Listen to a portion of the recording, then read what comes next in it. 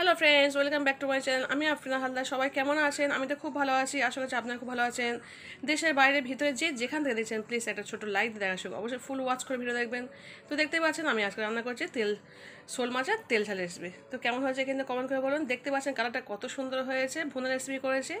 তো প্লিজ যেখান থেকে দেখছেন লাইক দিয়ে কন্টিনিউ করবো, অবশ্যই ফুল ওয়াচ করে ভিডিও দেখবেন।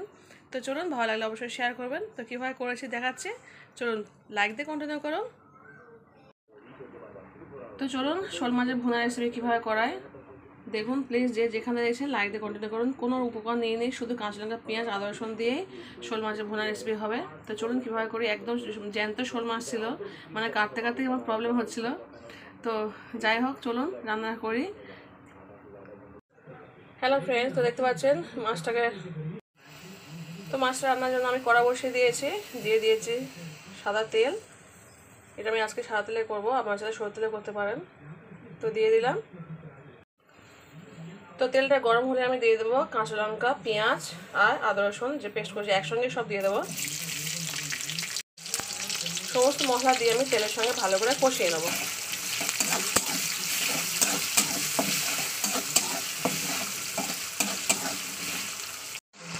তো দেখতে পেয়েছেন 2 মিনিট মতো আমি কষিয়ে নিয়েছি তেলের সঙ্গে পেঁয়াজ, কাঁচা লঙ্কা আর আদা রসুন।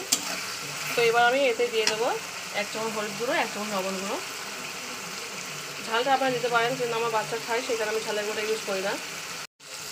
তো আপনারা আপনাদের মতো ঝালটাকে বাড়াতে কমাতে পারেন, ঝালের গুঁড়ো ইউজ করতে পারেন, কিন্তু আমি তো খাই না সেই কারণে আমি ইউজ করছি না। তো এবার এটাকে 2 মিনিট কষিয়ে নিয়ে দিয়ে দেবো মাছগুলোকে। দেখতে পাচ্ছেন আমার মশলা কষানো হয়ে গেছে।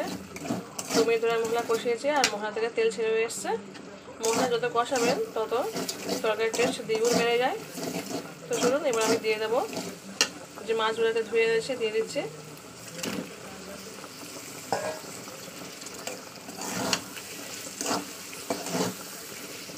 একটু কষিয়ে নিয়ে জল দিয়ে দেবো। এইভাবে জ্যান্ত শোল মাছের ভুনা রেসিপি খেতে খুব ভালো লাগে, গরম গরম ভাতের সঙ্গে জাস্ট ওয়াও লাগে। চলুন এবার দিয়ে দেবো জল।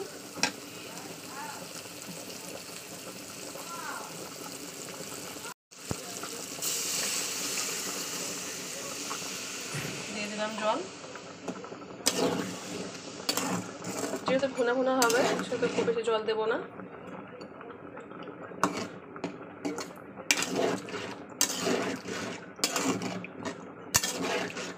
তো চলুন চাপা দিয়ে দিচ্ছি, ফিরে আসবো পুরো 10 মিনিট পরে।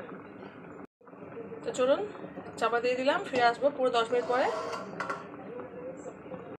হ্যালো ফ্রেন্ড, দেখতে পাচ্ছেন পুরো চলে এসেছি পুরো 10 মিনিট পরে। ওয়াও, কি সুন্দর কালারটা হয়েছে আর কত সুন্দর তেল ছেড়ে এসে দেখেছেন।